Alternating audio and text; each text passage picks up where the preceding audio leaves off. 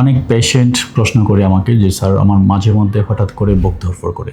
আমিও পেশেন্টদেরকে প্রশ্ন করি যে সেক্ষেত্রে আপনি কি করবেন? আসলে করণীয়টা কি? আমার পরামর্শ হচ্ছে যদি বুক ধড়ফড় করে এটা হতে পারে কোনো মামুলি ব্যাপার। আমরা বলি যে বিনাইন কোনো একটা ইস্যু।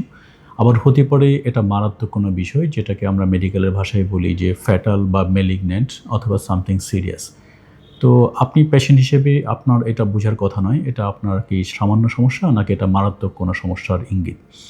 তো সেক্ষেত্রে আমার পরামর্শ হবে আপনি নিকটস্থ যেকোনো হাসপাতালে অথবা যেকোনো ফিজিশিয়ানকে আপনি মিট করুন এবং ইমিডিয়েটলি একটা ইসিজি করে ফেললে ইসিজিতে অনেকগুলো লক্ষণ বোঝা যায় যে এটা আপনার সাধারণ পালপিটেশন বা বুক ধড়ফড় নাকি এটা মারাত্মক কোনো কিছু।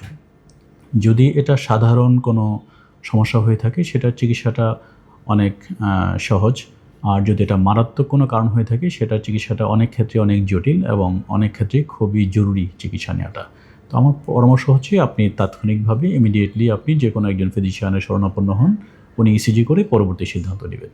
ধন্যবাদ।